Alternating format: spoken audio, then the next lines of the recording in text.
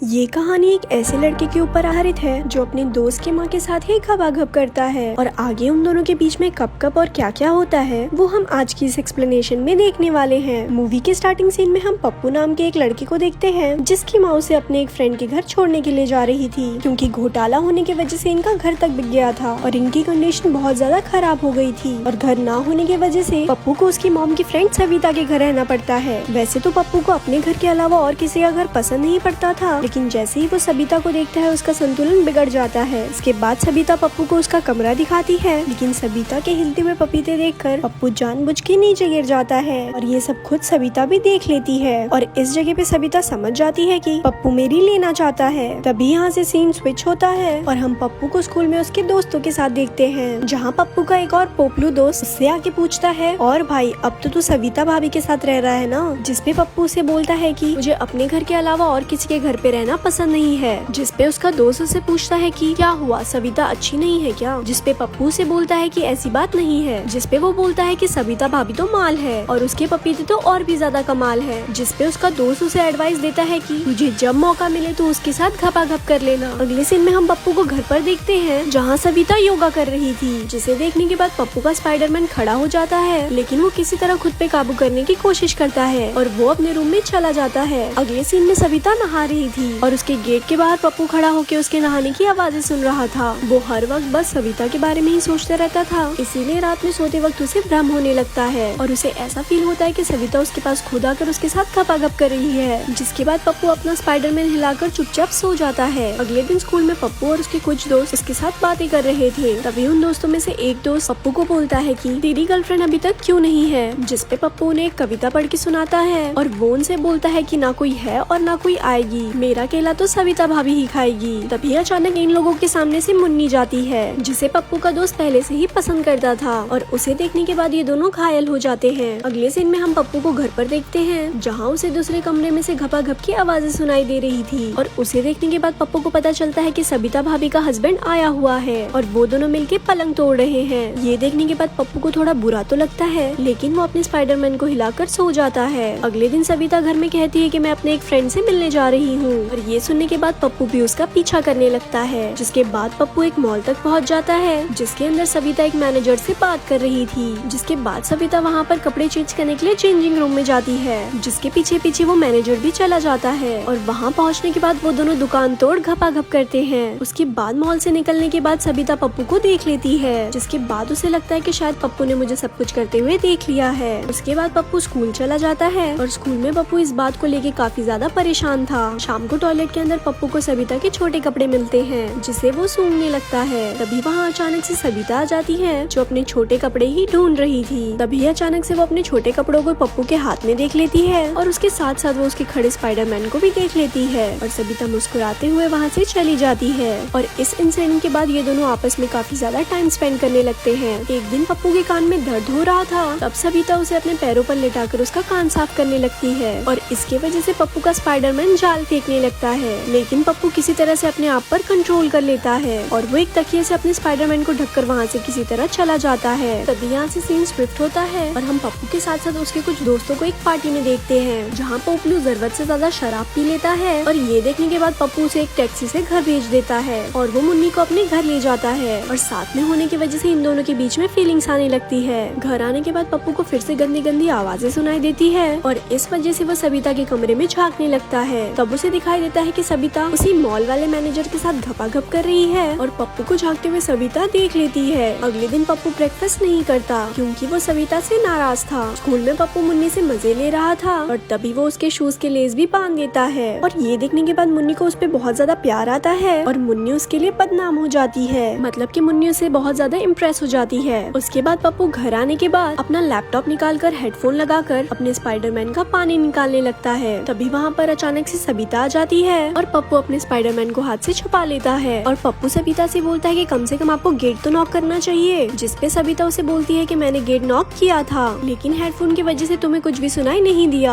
अगले दिन पप्पू के स्कूल आने के बाद सविता उसके पास आती है, जिसे देखने के बाद वो अंदर से हिल जाता है, लेकिन तभी सविता उस पर मेहरबान हो जाती है और वो उसके साथ घपाघप के लिए तैयार हो जाती है। जिसके बाद पप्पू को भी ये बेस्ट ऑफर मिलता है और वो उसके साथ घपाघप करता है। अगले दिन पप्पू ये सारी बात अपने एक दोस्त को बताता है, जिसे ऐसे सुनने के बाद उसका दोस्त भी काफी ज्यादा खुश हो जाता है। उसके बाद पप्पू फिर से घर आता है और सबिता के साथ अपना टाइम स्पेंड करता है। लेकिन यहाँ पे सबिता कुछ ज्यादा खास नहीं लग रही थी, क्योंकि वो पप्पू से बिल्कुल भी प्यार नहीं करती थी, क्योंकि सबिता भी बस पप्पू से अपनी प्यास बुझा रही थी। लेकिन अपना पप्पू भाई उसके लिए एक ड्रेस भी खरीद के लाया था। लेकिन जब पप्पू घर पे वापस आता है तो वो देखता है कि सबिता फिर से वो मॉल वाले मैनेजर के साथ गपागप कर रही है। जिसके बाद पप्पू वहाँ पर काफी ज्यादा निराश हो जाता है और वो अपना बोरिया बिस्तर बांध के वहाँ से जाने लगता है। लेकिन सबिता ने भी उसे पहले ही देख लिया था, जिस वजह से वो उसे समझाने के लिए जाती है। जिसपे पप्पू उसे बोलता है कि मैं तो तुझसे प्यार कर बैठा था, मैं तुझे बहुत अच्छा समझता था, लेकिन तू चुड़ैल निकली। जिसपे सबिता उसे एक तेज का चाटा मार देती है और पप्पू अपने दोस्त पोपलू के घर आ जाता है। और देखते ही देखते पप्पू मुन्नी से बहुत अच्छी बातचीत बना लेता है और ऐसे ही मौका देखते देखते वो मुन्नी को एक दिन अपने घर पर बुला लेता है। और उसके बाद वो दोनों पलंग तोड़ घपाघप करते हैं। जिसके बाद उन दोनों के बीच का रिलेशनशिप काफी ज्यादा अच्छा हो जाता है और वो दोनों मिलकर कोरिया के एक बेस्ट यूनिवर्सिटी में जाने का प्लान बनाते हैं। दूसरी तरफ सविता भी पप्पू को भूल जाती है और वो रोज नए नए लोगों को अपने घर पर बुला के उनके साथ पलंग तोड़ घपाघप करती है। और ऐसे ही ये मूवी यहाँ पर खत्म हो जाती है। ऐसे ही और स्टोरी सुनने के लिए हमारे पेज को लाइक करें। धन्यवाद।